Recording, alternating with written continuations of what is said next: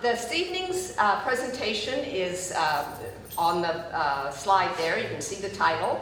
I want to thank all of the Historical Society staff and volunteers, but in particular Barb Landis, Jane Black, and Don Franklin. And I don't see Don here, but Barb and Jane will be joining me at the end of the presentation to answer any questions that may come up. And I would ask all of you to please wait until the end of the presentation for any comments or questions, and that will help me to keep my train of thought moving without getting derailed. Let's see. Okay, there is a bibliography that we have put quite a bit of time into producing at the website, and as you probably have figured out, there's also a video being made which will be available at the website. So if you have friends who weren't able to be here tonight and they want to see what they missed, and if you can recommend it to them, please ask them to go to the website to look at that. Before I go to that slide that was there momentarily, I want to tell you that this presentation, the research for this presentation actually started almost exactly 2 years ago. 2 years ago, my husband Jim, who is a member of the Parks and Recreation Committee board, came home from a meeting and told me about the fact that they had been talking about the South of South neighborhood group who was going to be opening and dedicating a children's playground called the Butcher Family Tot Lot. And he told me that at the meeting, nobody knew anything about the Butcher family. Now remember, this is 2 years ago. So those of you who know my husband know what a wonderful sense of humor he has. You also probably know that he doesn't mind poking fun at people in order to present that sense of humor. So he said to me, nobody at the meeting knew anything about the Butcher family. It's really a shame I don't know a volunteer at the Historical Society who might do a little bit of research about that family. Now, 2 years ago, I was deeply involved with the final stages of the mill book. So the last thing I needed to do was take on another research project. But I came in the next day here to the Historical Society, and just for the fun of it, I began looking a little bit about the Butcher family. And I was astounded to find out that the Butcher Family Tot Lot, which is on Chestnut Avenue, was property owned by John and Charlotte Butcher, and that they lived on Walnut Street, very close to the YMCA, adjacent to the area where the Tot Lot is, and that they were African Americans who had been enslaved in Virginia and who had come to Carlisle. Now, this was fascinating to me for a number of reasons. Keep in mind that this is 2013, so we had just, October of 2013, we had just finished the sesquicentennial celebrations of the Battle of Gettysburg. I knew that the Historical Society was doing a project to identify United States colored troops in the county, and I had been to a hallowed ground presentation at Shippensburg about African American cemeteries. So all kinds of strings were coming together in my mind as I found out that the Butcher family were African American. Another thing that was interesting to me was that they lived on Walnut Street, not in one of the alleys. And at that point in time, I had been told in the history of Carlisle, all I knew was that most African American families lived in the alleys. So, all of those things contributed to the beginning of research, which culminated in the first presentation, which was done here at the Historical Society on February of this year. And that was about African American history in Cumberland County.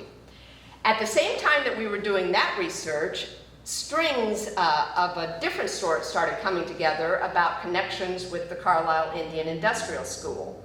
And Jane Black and I were particularly interested in that, and so we started doing more research about African Americans and their connections with the Carlisle Indian Industrial School, and that's how this presentation came to be. Interestingly enough, and not a coincidence, tonight, October the 6th, is the 136th year anniversary of the arrival of the first students in Carlisle for the Carlisle Indian Industrial School. We chose this date specifically because it was an anniversary date. And for those of you who want to know more specifically about the Indian School itself, please come to a presentation on Wednesday, March the 2nd, when Barb Landis will be talking about Indian School outings along the railroad, Carlisle to Gettysburg, in the Midwinter series that we will be presenting. And let me tell you how difficult it is sometimes to search through the primary sources that are available when you start looking at an area that has such a wealth of primary sources. Not only do we have census information, and one of the first pieces of census information that I found out when I started doing this presentation was that when Richard Henry Pratt, and you'll hear more about him very, very shortly, when Richard Henry Pratt, who was the founder of the Carlisle Indian Industrial School, and his family lived here in Carlisle, in the earliest census that I have available for that time period, 1880, there was a woman named Eva Key, who was African American and who was living with them at the time. Now, I know about a wealth of information that we have available about the Key family and also the Folk family. They were intermarried. And descendants of their family gave us just wonderful information about the Folks and the Keys. Unfortunately, I have not been able to make any connection between Eva Key and those families, although that's still a work in progress. Another wonderful primary source that we have available to us is the Indian School newspapers and the abundance of Indian School photos, some of which you're going to see tonight. There is an ongoing digitization project in conjunction with Cumberland County Historical Society and Dickinson College, where they are trying to digitize, to make available on the web, all of the newspapers, the photos, etc., from that time period. And if you're interested in finding out more about that, you can Google digitization, Dickinson College Indian School, or you can go specifically to carlisleiindian.dickinson.edu. So, lots of information out there. Very, very briefly, I just want to mention to you that Carlisle specifically and the Cumberland Valley have always been on the crossroads. It isn't just since we became part of the Turnpike Interstate 81 connection. There have been trails and crossroads going through this part of the state for centuries. Some of those earliest trails and crossroads were used by the indigenous people of the area. And then in about, prior to 1720, the earliest known white settlers came into the county. And prior to that, William Penn, who was the founder of Pennsylvania colony, had made a treaty with the indigenous people that said, we're going to let white settlers into this area east of the Susquehanna, but we'll keep them out of the area west of the Susquehanna. And that worked really well until the farmland east of the Susquehanna started filling up and the white settlers needed more farmland. Then the white settlers moved into the western part of the state and the indigenous people were forced out. African Americans, blacks of different nations, free and enslaved, have been in the Susquehanna Valley since the first white settlers came. So there's a long tradition there. The indigenous people who were here in the beginning were sometimes referred to as the Conestoga or Iroquois Confederacy. The Five Nations who met with Benjamin Franklin here in Carlisle in 1753 were the Oneida, the Mohawk, the Cayuga, the Onondaga, and the Seneca. Now, I told you I was going to mention a little bit more about Richard Henry Pratt. You'll hear quite a bit about Richard Henry Pratt tonight. He was a very interesting man who happened to be the founder of the Carlisle Indian Industrial School in 1879. But before that, he was an officer in the Civil War. And at the end of the Civil War, he went back to Indiana to start a business. he was a better soldier, a better officer than he was businessman, because the business did not do well.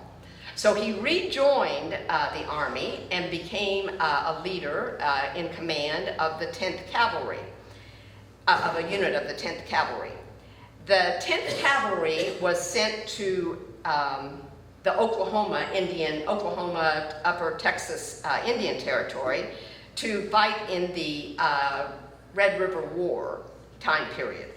And those Indians who were fighting, or who were subjected to the conquest of the 10th Cavalry units at that point in time, 72 of them were captured and were sent without trial, without conviction, to a prison in Fort Marion at St. Augustine in Florida. Richard Henry Pratt was sent with them, and that's going to be a continuing part of our story. But even before Fort Marion, Richard Henry Pratt had become very sympathetic to the African Americans who were part of his 10th Cavalry troops, and to the Native Americans who were the scouts for his troops. And he saw that these people who tended to be looked down upon by the whites of the nation, he saw that these people had a lot of potential. And he thought if he could just create the right environment, he could make it possible for these people who were generally kept down in society to rise to the level where they could achieve the significance that they deserved. Richard Henry Pratt founded the Carlisle Indian Industrial School in 1879. He left in 1904, and there were a series of superintendents after that time period until the school itself closed in 1918. But for the most part, my comments and my information is going to reflect the time when Richard Henry Pratt was the superintendent. And as I mentioned, on October the 6th, 136 years ago, the first students arrived here in Carlisle. But before that, Richard Henry Pratt was out in Indian Territory with buffalo soldiers. Members of the United States colored troops in the Indian Wars were often referred to as buffalo soldiers. There are a number of theories behind this nickname. One is very commendable. The Indians recognized, the Indians who gave the African American soldiers this nickname, recognized how well the African American soldiers fought, how strong they were, and how formidable they were in battle, like the buffalo. Also, they had typically curly hair, which reminded the Native Americans of the skin on the buffalo, the bison of the plains. This particular picture shows in the upper right-hand corner and the lower left-hand corner buffalo soldiers who might have been fighting in the Indian Wars, or who might have been continuing to be in service up to and including the Spanish-American War, including the charge up San Juan Hill, and into World War I. And as most of you probably know, soldiers continued to be segregated until World War II, unfortunately. But the buffalo soldiers were fighting on the plains, and then even up to and including World War I. The lower right-hand photo there shows buffalo soldiers on bicycles. This is the last time I'm going to mention my husband, Jim. But those of you who know Jim know that he is very, very involved with the Cumberland Valley Railroad Trail, which is a wonderful asset to the county and to the region in terms of getting out on your bicycles or hiking or whatever. So when I saw this photograph of buffalo soldiers on their bicycles, I knew that I had to include it.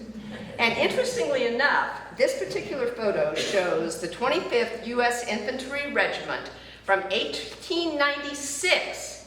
Those bicycles were in use in 1896.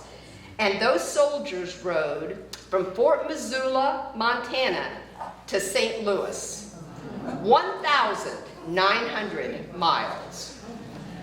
And that was an effort to prove, and I think it was a successful effort to prove, that bicycles could be used to transport troops and or equipment instead of horses, mules, wagons, and the kinds of things that had been used previously. This series of photographs shows prisoners in Fort Marion at St. Augustine. The Fort Marion prison site is also known as the Castillo de San Marcos, in case you've been to St. Augustine and don't remember Fort Marion. You might remember it as Castillo de San Marcos.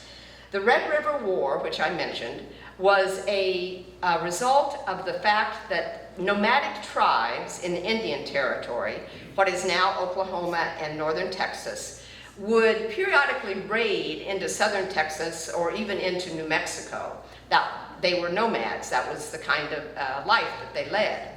And they would take what they felt like they needed, even if it happened to belong to other people. This lifestyle led to their capture, and as I mentioned, the detention without trial or conviction of 72 of them, including Cheyenne, Comanche, Arapaho, and Kiowa, who were sent to Fort Marion.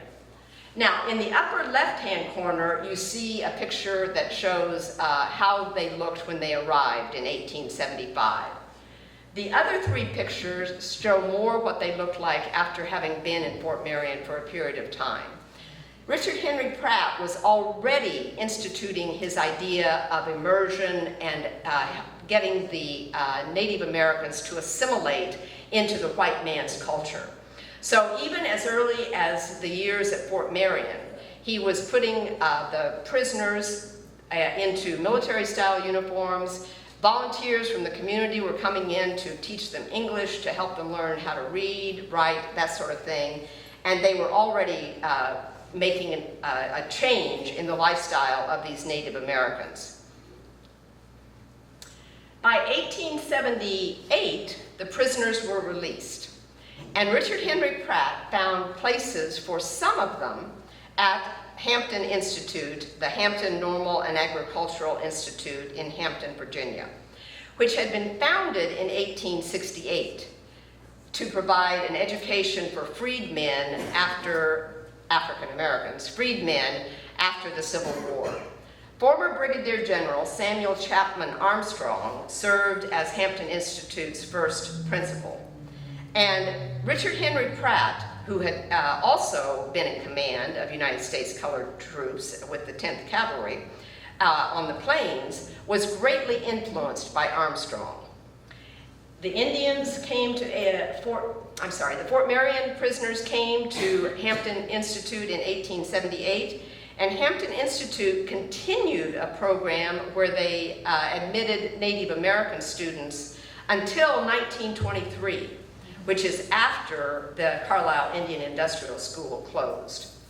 Among Hampton Institute's earliest students was Booker T. Washington. And Booker T. Washington, as most of you know, went on to become a famous educator and orator. He also left Hampton Institute and eventually went to Alabama, where he founded or helped to found Tuskegee University, which was another traditionally black university. And I'm going to talk more about Hampton and Tuskegee in a minute or two. But first, let's go to Gettysburg Junction. Now, I know from having done a preview of this presentation that the maps are not as easy to see as I wish they were. But if you look right there, on this 1880 map, you will see Gettysburg Junction Railroad Station. If you look down here, you will see that very close to Carlisle Barracks, right about there, on East Lowther, is where we know East Dep Electrical Services today, and what was once the site of the Gettysburg Junction, as part of the railroad coming into Carlisle. Now, the main station, as you know, was right over here, but there was also a station out closer to the barracks called the Gettysburg Junction. Now, the next time you go on East Lowther Street, if you pause as you go around the corner there before you get to Winger's Meats, And if you look over your right-hand shoulder at East F Electrical Services, you can tell that it was once upon a time a train station. Now, it was the building that is there today is not the train station where the Carlisle Indian Industrial School students arrived. It's the same location, but the building from when the Indian School students arrived burned down, and the building that is there now is rebuilt. But take a look the next time you go by, and you can tell that it was once upon a time a railroad station. Richard Henry Pratt and others had been out in the West recruiting students for this new school that he wanted to found here in Carlisle. And before October 6th, several weeks, months before that, he had collected together, mostly on the Rosebud and the Pine Ridge reservations, a group of 82 boys who were coming to school here in Carlisle. Now, Pratt, as he states in the quote that I'm about to read to you, was trying to bring these students in without too much commotion. However, from the time they had left Pine Ridge and Rosebud reservations all the way to Chicago, now we're talking about South Dakota, to Chicago, and then when they changed in Chicago and came to Carlisle, every railroad mile along that way, huge crowds came out to stare at the students who were on these trains. And that was the case here in Carlisle as well. But let me read to you from a document that Richard Henry Pratt put together himself. Now, these are Pratt's words. That was republished in 1979 on the centennial of the founding of the school, and I am quoting now, Pratt's words. On reaching Yankton, I secured 2 special cars to take us through to Chicago, and telegraphed to Chicago for cars thence to Carlisle. Crowds met us at every point, and when we reached Chicago, the papers having published our coming, many thousands of people were in and about the station to see us. And such was the pressure that the railroad authorities were compelled to run our cars out to a private yard with a high fence around it to keep away the crowd. Even then, scores of men and boys jumped the fence and got inside to see the young Indians who were going so far from home to school. Still quoting Pratt. Gettysburg Junction is on the eastern edge of the town of Carlisle and nearer to the barracks than the station in town. And I had arranged to have the party stop there. We reached the junction at 1 o'clock in the morning of the 6th of October, 1879, and were met by hundreds of people waiting up at that late hour to see us, and they followed us into the school grounds. Hampton Institute had kindly let me have 11 of the young men who were with me in Florida, who spoke English and who had learned proper ideas of discipline and conduct and could give me good help at the beginning. They at once undertook the care of these new boys. There was no fence or protection around the grounds, and so curious and large was the crowd of people daily that I telegraphed the Department of the Interior and asked to build a picket fence, 7 feet high, to protect and keep the Indians in and the whites out until we could get in shape. I purchased material and set the Florida young men to work under the direction of a carpenter. And with the help of the new boys, we soon had a fence around the 27 acres. Oh, the upper left-hand photo is a photograph of a train that is not contemporary with the 1879 arrival of the students at Gettysburg Junction. But first of all, I absolutely love this photograph, which shows the last train going down High Street on October the 16th, 1936. And I wanted to have something other than 2 maps on this photograph. So I think the train, even though it isn't contemporary, adds a lot of interest. And if you look right there, that archway is where the Orpheum Theater was which now comes into our parking lot that is closed off right here on High Street. And right back here is Denny Hall. So that helps to orient you just a little bit to this photograph.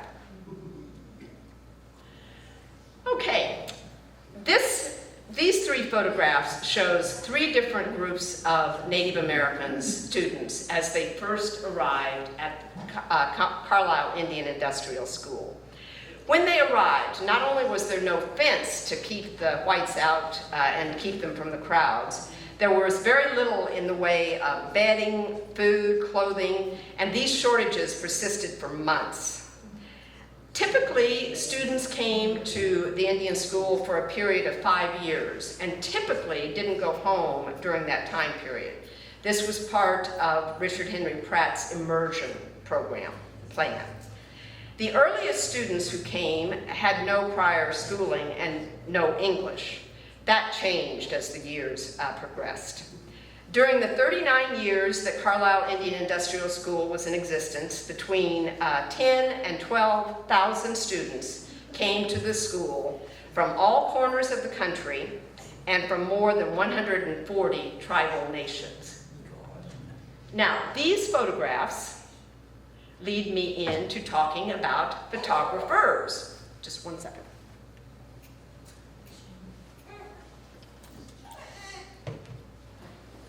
In addition to primary sources like the newspapers, like the census reports, and all of those wonderful things, we are blessed here at Cumberland County Historical Society to have photo archives with absolutely amazing photographs in them.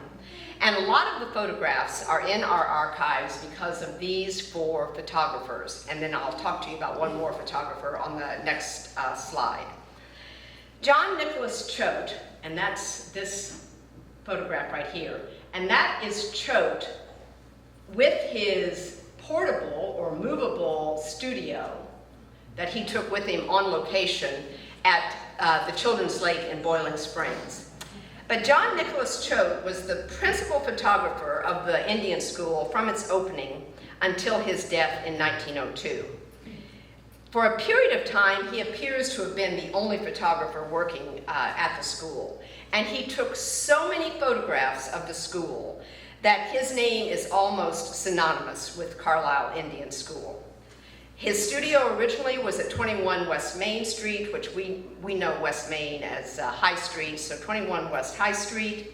And he sold a series of photographs over the years that became known as the before and after photographs.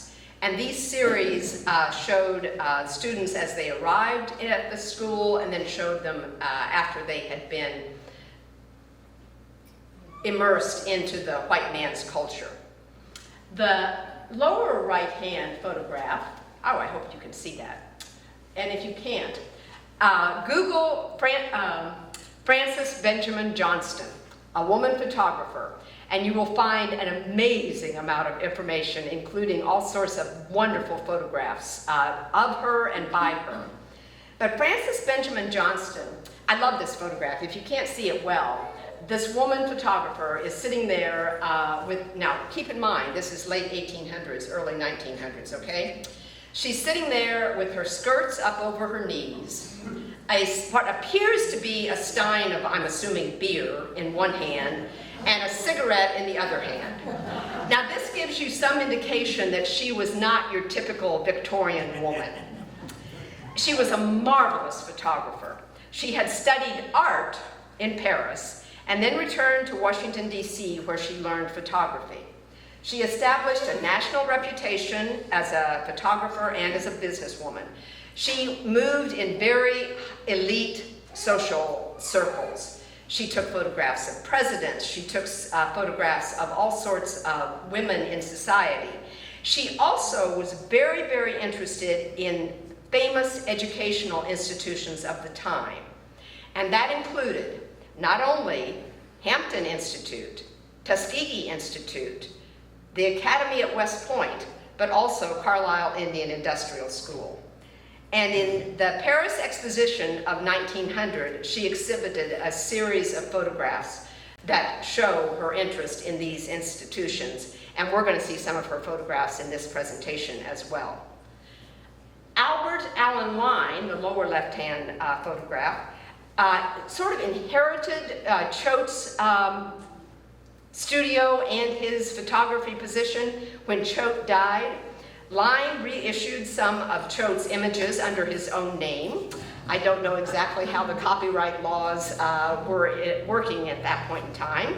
And he also took photographs that he made available to the public under his own name of the school buildings, classes, football teams, the outing system, and all of those kind of things. Now, the upper right-hand photograph is to represent an African-American photographer named Charles Franklin Moss.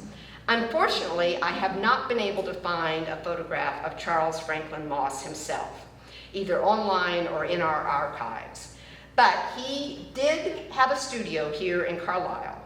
He is believed to have been the first African-American photographer inducted into the National Association of Professional Photographers in 1914 when he was working here in Carlisle. He was a graduate of the Philadelphia Academy of Fine Art, and he was in business in Carlisle for about 20 years. We have business directories here in the archives, and Moss is mentioned specifically with a studio at 228 North Pitt Street in the 1911 to 1912 directory. The photograph itself is taken by Charles Franklin Moss and shows Reverend John P. McCard of the Shiloh Baptist Church, and we're going to talk about him again in a few minutes, doing a group baptism in the Latort Creek here in Carlisle. Another photographer in Carlisle who was very important was John Wesley. Now, he was an Indian student here in the Indian school. And Barb told me I should tell you what nation he was from. And I have practiced and practiced and practiced, and it's Puyallup? Puyallup. He was from the Puyallup nation in Washington State. And not only was he a student here, but John Nicholas Choate took him in as an apprentice as part of the Indian school outing program during the years of 1894 to 1896. In an issue of the local newspaper, the Indian school newspaper, John Wesley is described as, quote, Mr. Choate's right-hand Indian man.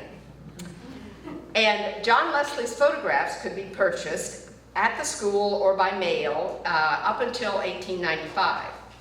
In 1895, he produced a souvenir booklet, and the cover of which is shown in the upper left-hand corner, with a multitude of photographs, about 61 of which were taken by John Wesley himself.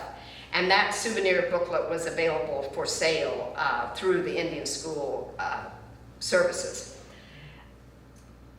In the Indian Helper newspaper in 1894, there is a notice about this souvenir booklet that says, oh, I'm sorry, this is before the booklet was published.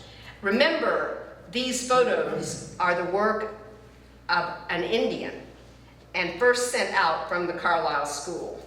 The collection, he also exhibited a collection of photos at the Atlanta International Exposition in 1895. And after he graduated in 1896, and the lower right-hand photograph shows the graduating class of 1896. And John Wesley is number 12 right there in that class. After he graduated, he returned to his home in Washington State in Tacoma, where he continued to practice photography. Once again, the Indian school newspaper is quoted as saying that he is doing well in the photography business. In 3 weeks, he took in $40. Now, remember the upper left-hand photograph there, because here it is again.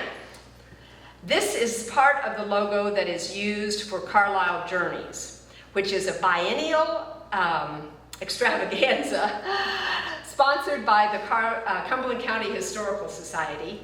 And we're doing our presentation tonight in an off year because Carlisle Journeys is not having a presentation or a series of events this year. But next year in 2016, between October the 7th and October the 9th, Carlisle Journeys will be having a fascinating selection of events to celebrate the Carlisle Indian Industrial School. And next year's topic is Celebrating the American Indian Sports Legacy. And if you want more information, you can go to www.carlislejourneys.org.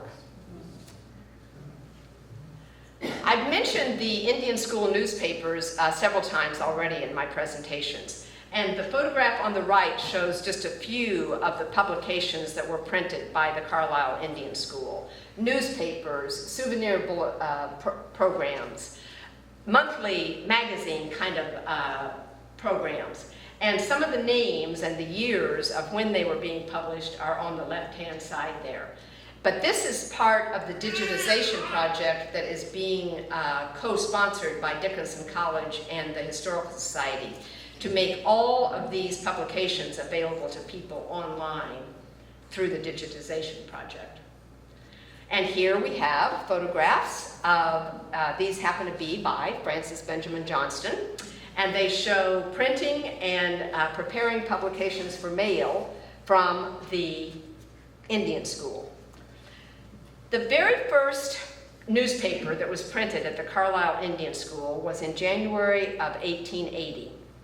And one of the headlines for a short little article in that 1880 newspaper, and I'm quoting again, says, "Hurrah, here's hope for us, colored children helping Indian children." It goes on to reprint a letter that was received from Philadelphia to Richard Henry Pratt, which says, "Captain Pratt, sir, I have $20 in my possession, an appropriation of the colored Sunday school of the Church of Crucifixion in this city," Philadelphia, "for your work amongst the Indians in your school in Carlisle. Will you kindly inform me as to the best way to use it for the welfare of the children?" Now, I hope you can imagine how excited I was when I found this particular junction between African American history and Native American history in that first newspaper that was printed in 1880. I hope you can imagine, again, how excited I was when I did just a little tiny bit of online research about the Church of the Crucifixion in Philadelphia, because I had no idea. In my own naive way, I assumed that it was a Catholic church, and that was about all I knew about it. Well, it was not a Catholic church. It was an Episcopal church, and it was founded in 1846. And I'm gonna, in what was at that point in time, one of the poorest and most violent sections of South Philadelphia. Among Episcopal churches, it was the second oldest African American congregation in Pennsylvania, and the sixth oldest in the country. It was also the first black parish formally admitted into union with the Episcopal Convention in 1847. This church was one of the first integrated congregations in the Episcopal Church, black and white congregants worshiping together from its founding prior to the Civil War. And now we get back to before and after photos. And these are probably two of the most famous, the two on the left, probably two of the most famous before and after photos taken of Carlisle Indian Industrial Schools. Tom Torlino, who was a Navajo and who came to the school with this group that is on the upper left picture. This is Tom right there as he arrived. And this is Tom again sitting here in this photograph. So we've got two before pictures of Tom and two after pictures of Tom. And these photographs graphically show the result of Richard Henry Pratt's assimilation goal. He took Native American students, took them out of their tribal clothing, put them in usually military style or at least very formalized white American style clothing, and tried to immerse them into the white culture, taking away the long hair that they typically wore, etc., etc. Now, these are photographs, obviously, of African Americans. I have no idea who they are, which disappoints me enormously. What I do know from our archives is that they were also taken by John Nicholas Choate. So again, we've got John Nicholas Choate, the famous Indian school photographer, and here we have photographs that were taken by him of what I presume were local African American citizens.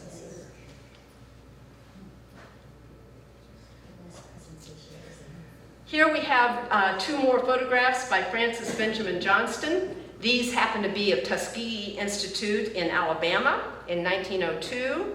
And if you look closely at the photograph here on the left, over on the blackboard here, you can see that they have written information regarding the story of Captain John Smith and Pocahontas.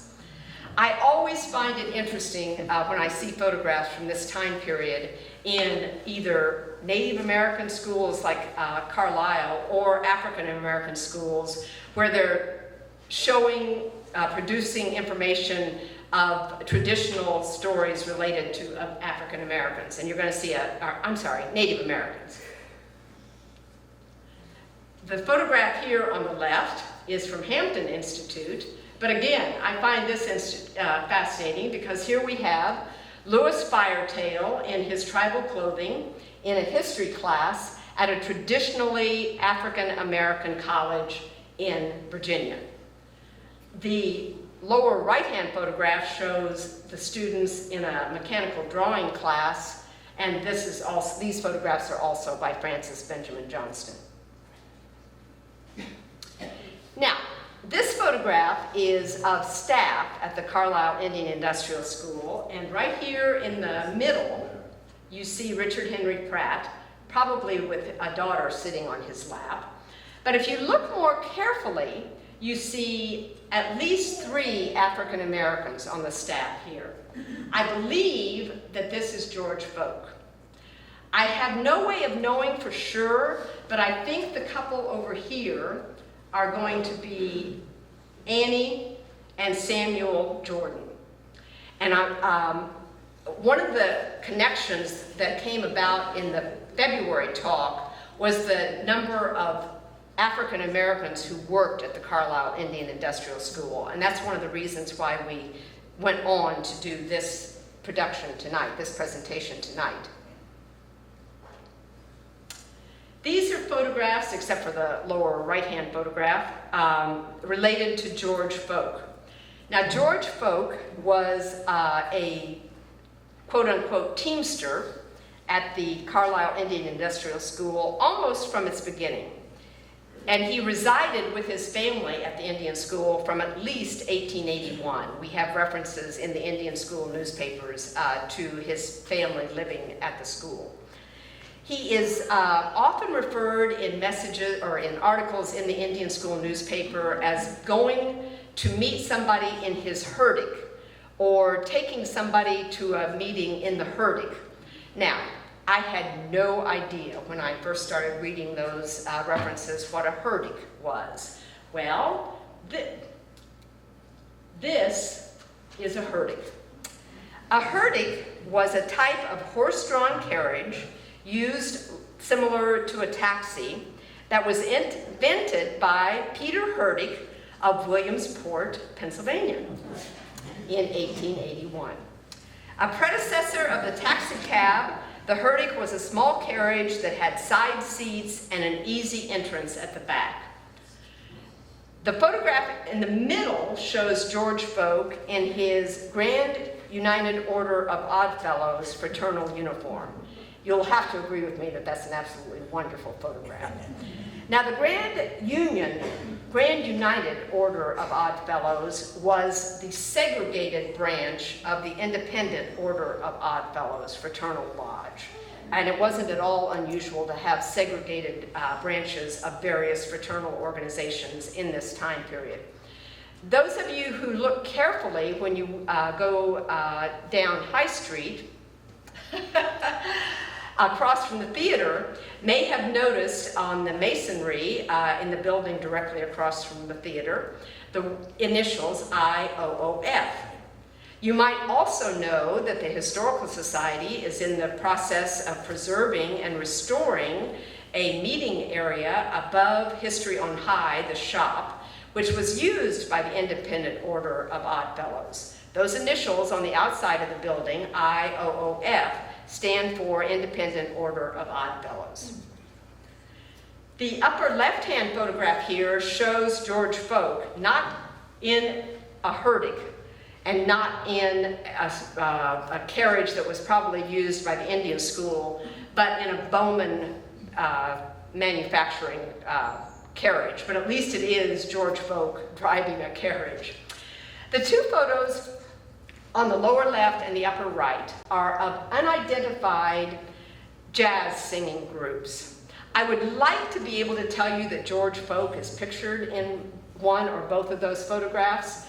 And if I work real hard, I can find his likeness in those photographs, but I've been told by others that I'm making more of an association there than is really there. But the two photographs are in our collection.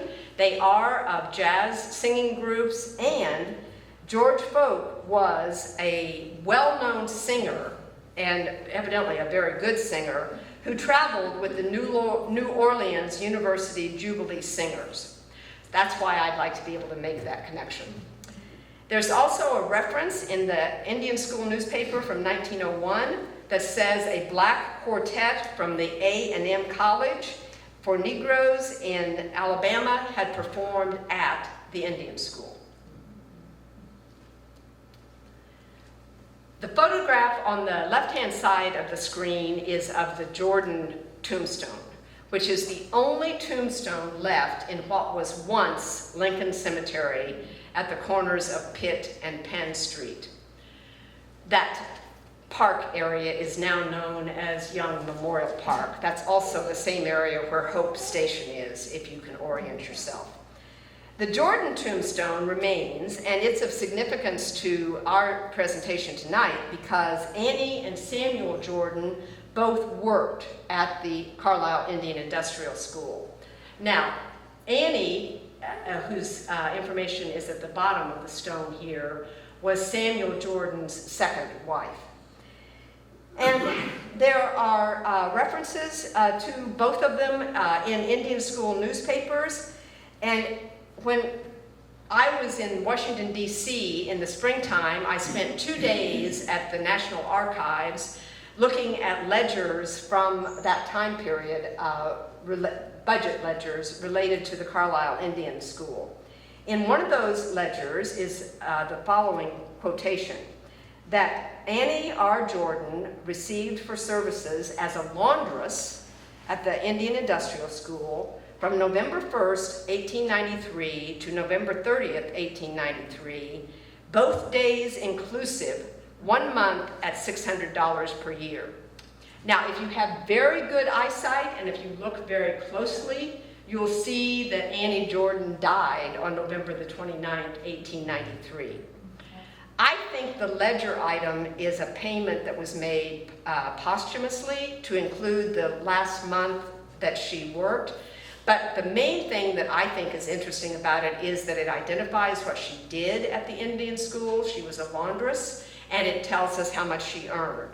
She earned $600 a year, which I think at that point in time was a pretty good salary. In addition to making a note right now about Annie and Samuel Jordan, and I'll talk to you a little bit more about some of the quotations related to them in just a minute, but 3 of Samuel Jordan's brothers served as United States colored troops and are buried in Union Cemetery. William Jordan, Joseph Jordan, and John A. Jordan. Now, This is another photograph that has a history behind it for me.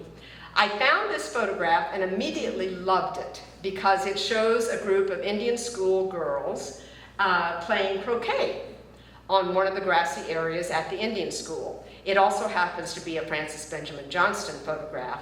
But I had looked at this, I had scanned this photograph, I had collected this photograph, and I had looked at it multiple times before I noticed that over here is an African-American man mowing the lawn.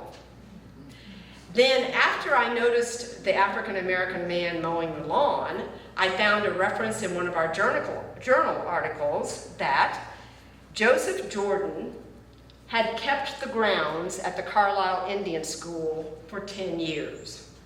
Now, this particular photograph is not identified as being Joseph Jordan, but I'm betting money that that is Joseph Jordan mowing the lawn right there. And as I mentioned, the folks and the Jordans, now George Folk and his wife and Samuel Jordan and Annie Jordan had lived in houses at the Indian school and were there for many years with the information available in the Indian school newspapers. Now, I told you when I put up the photographs or the photographers that I was going to tell you more about Reverend John P. McCard. And this is where I'm going to tell you more about him. He was the minister at Shiloh Baptist Church, but he was also a contractor at Carlisle Indian Industrial School. He was a stonemason of evidently great skill and taught the Indian school students how to become stonemasons. He also did a lot of masonry work here in Carlisle, and as pastor of the Shiloh Missionary Baptist Church, which is at the corner of Lincoln and Northwest Streets, he introduced the idea of a very unique building project. If you look right here, you'll see the wooden structure that was housing that church early in its years of existence. And then if you look here, you will see the structure that we're more familiar with, a much bigger building, a much bigger church. The congregation became too big for the small wooden church that was at that corner. And Reverend McCard had an idea of how to enlarge the building without keeping the congregation from meeting in the facility. And his idea was to build the new brick masonry structure around the former wooden structure, which is what he did. So once the brick masonry structure was completed, they could tear out the wooden structure and have their new, bigger church. The lower left-hand corner shows Ben Jackson, who ends up being John P. McCard's son-in-law, despite the fact that when McCard was working at the Indian school, he loved to tell the story, evidently. This comes from one of his, the members of his church in later years. He liked to joke about the fact that there was one Indian boy who begged to marry McCard's daughter, Bertie. Now, the Indian boy did not get to marry Bertie, but Ben Jackson did. So Ben Jackson, who was a very, very well-known taxi driver here in Carlisle, African-American taxi driver, was John P. McCard's son-in-law. And even though I don't know of any actual employment by Ben Jackson at the Carlisle Indian Industrial School, I can pretty much guarantee that he took visitors, patrons from the station in downtown Carlisle, that used to be right over there, to the Indian school in his taxi. These two photographs show a Lakota Sioux chief, Spotted Tail, and the one on the left is one of the souvenir photographs that John Nicholas Choate made and sold to great advantage. In this particular photograph, Spotted Tail is in the very center of the photograph, right here. In the photograph over here, which shows a group of Indian chiefs, I use that term loosely, visiting Carlisle. Spotted Tail is right here. Now, one of the interesting things about Spotted Tail, who, as I said, was a Lakota Sioux, was that his children were among the first students to come to Carlisle. And he came to visit his children at a later date. And evidently, when he found out that either all of his children or at least one of his sons was going to the Episcopal Church and wearing a soldier's uniform, he took his children out of the school.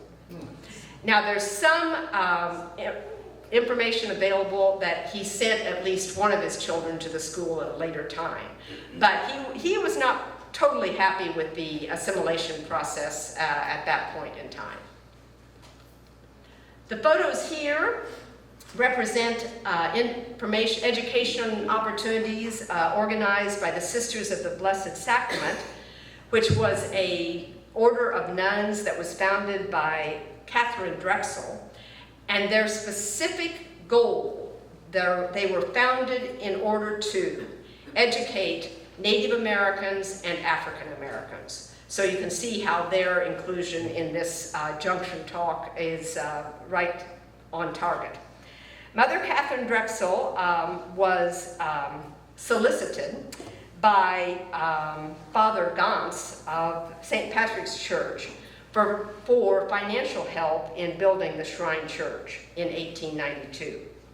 Now, 7 years later, in 1897, Richard Henry Pratt gave Father Gans permission to provide religious instruction to the Catholic students who were enrolled at the Indian school. This became known as the Carlisle Plan. St. Patrick's Church also had what was known at the time as the Colored Select School.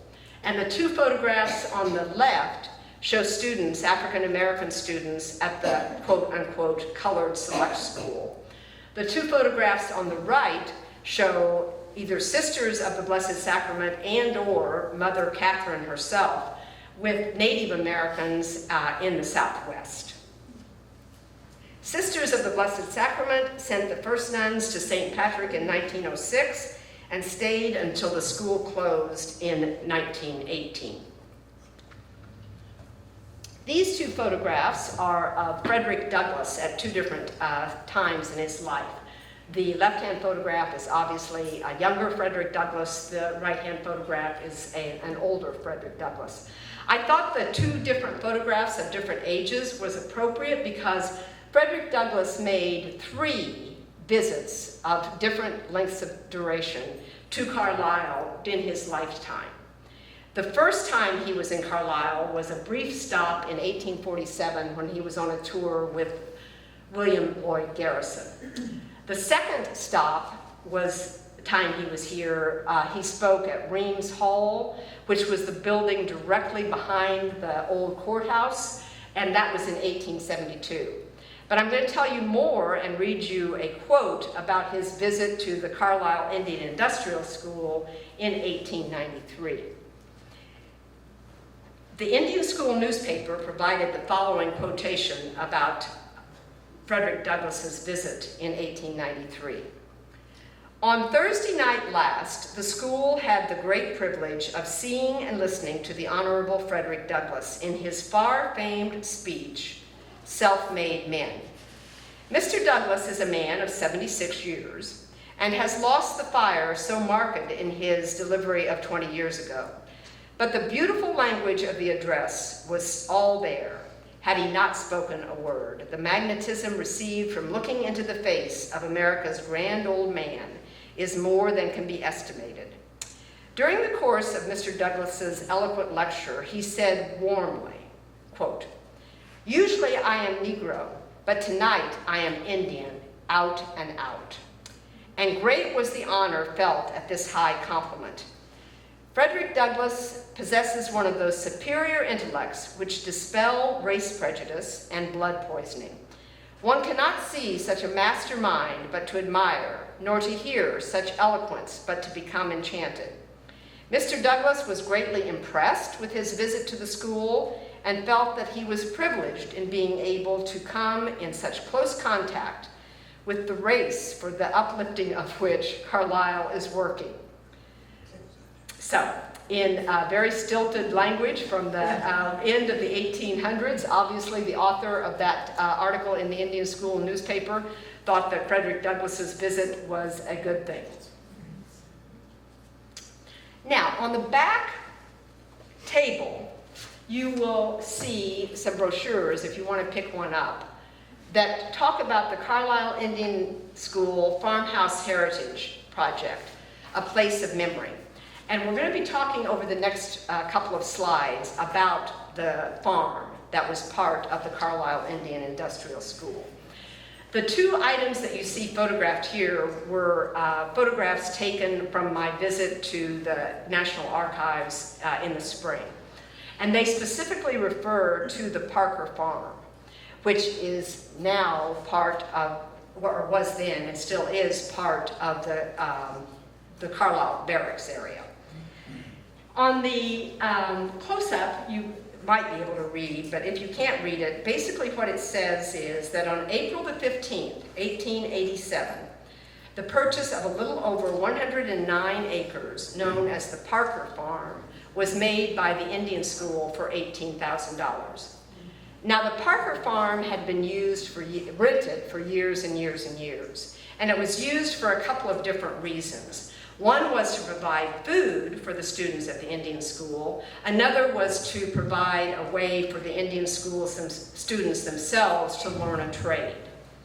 And in the brochure at the back that I pointed out, you'll see that there is a movement underway to protect the farmhouse that was part of that farm so that it does not go the way of so many important historical buildings and become a thing of the past to be destroyed.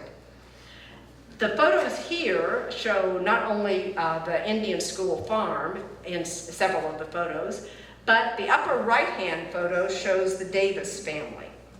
And Richard Davis, who was Cheyenne, and Nanny Davis, she was originally Aunt Nanny Aspinall, who was Pawnee, were married at the chapel at the Carlisle Indian Industrial School in 1888. They are listed as living in the dairyman's cottage next to the farmhouse for a number of years. In fact, 1891, 1892 specifically. And the photo here shows them with 4 of their children and various photographs of farm scenes similar to farm scenes like these, where the Indian School students might have been learning their trades. We've now come full circle. This is my last slide of the evening. And if you remember at the very beginning, I talked to you about the Butcher family tot lot and how it started the research 2 years ago that eventually led to the February presentation. Well, it also started a drive, an interest in producing a commemorative informational sign that you can see in digit format here to be placed by Historic Carlisle Incorporated. Did I get that right, Jane? Yes. Okay. Historic Carlisle Incorporated is going to be placed as one of our historic markers here in Carlisle. And Jane has been doing just an absolute enormous amount of research for the last 2 years about the Butcher family, and in order to get this informational sign conceived, produced, and now we're just waiting for the actual placing it into the ground. But if you remember, I mentioned at the very beginning that the Butcher family was originally John and Charlotte Butcher, who came as former enslaved citizens to Carlisle. Their daughter was Alice Butcher. Alice Butcher, who's pictured here in the lower left-hand photograph, was a teacher in the segregated Carlisle school system for 43 years. Nana Folk, who is pictured in the right-hand photograph, was George Folk, remember the wonderful man in the Grand United Order of Odd Fellows uniform? Nana Folk was George Folk's daughter. The upper right-hand photograph shows and I'm going to read it to you because I know it's difficult to read, shows a item from the Civic Club minutes. Now we're talking about the Carlisle Civic Club from 1919. Actually from October the 7th, 1919. So we've got another anniversary item here. And it says, and I'm quoting, "The colored playground was successfully supervised by Alice Butcher and Nana Folk. The ground was donated by the school board at the corner of Lincoln and Franklin Streets. Apparatus was bought secondhand for $50 and was formerly used at the Indian school. Average attendance was 100 a day." Now, to emphasize, we have here a playground for quote-unquote colored children that is using apparatus that was bought secondhand from the former Carlisle Indian Industrial School, and two of the supervisors are Alice Butcher and Nana Folk.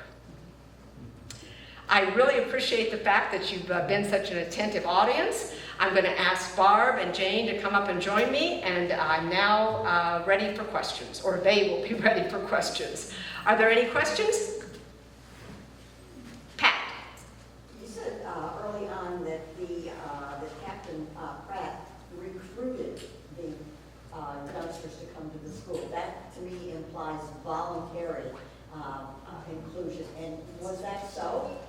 Okay, Pat's question is, did the students come voluntarily to the school?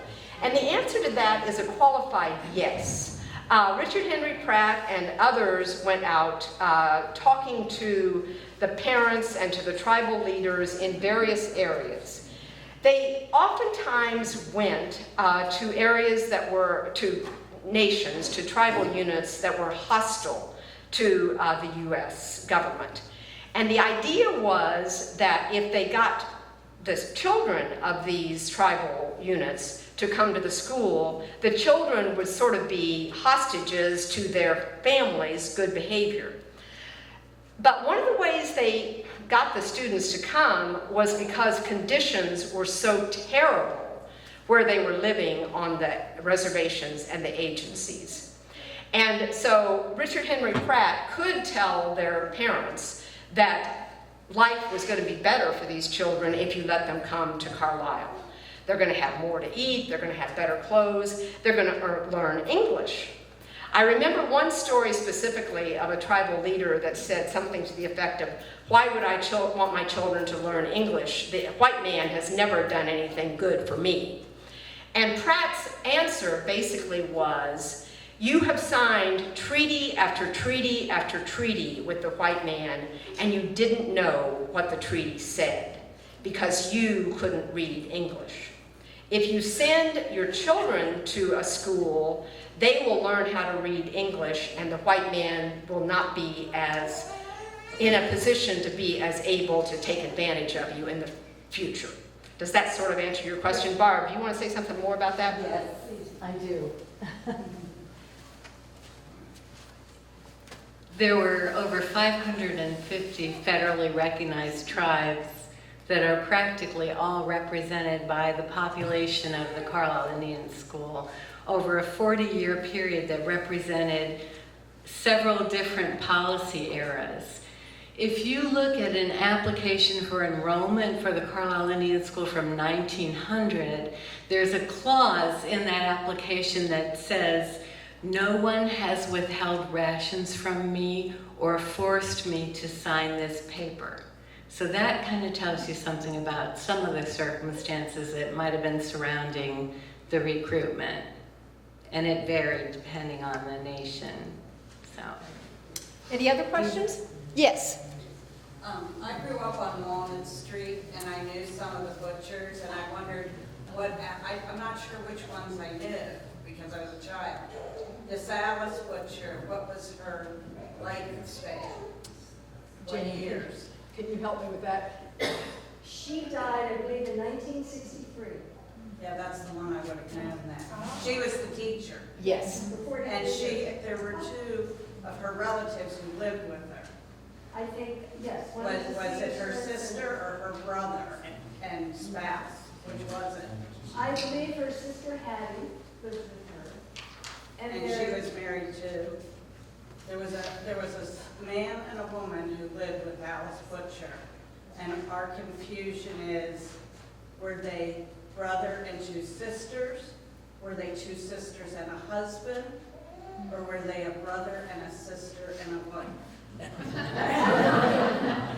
I believe she had two sisters who lived with her, and one was named Mary, and one was a seamstress.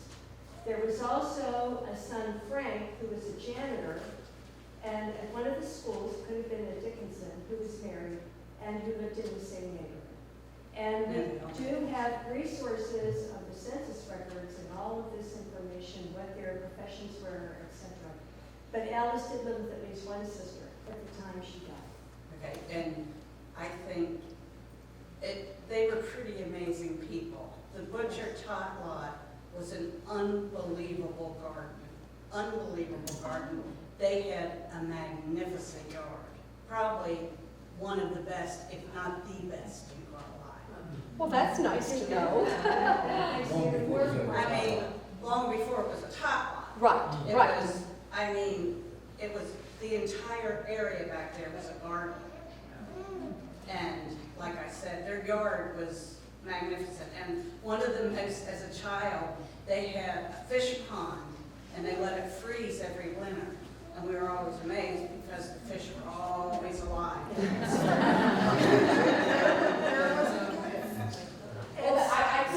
But I mean, you didn't touch on any of that, and I think that's pretty amazing. I mean, because they were living, you know, they were African-American people. They probably had the best street on that block, the best house on that block of Walnut Street. Not just a house.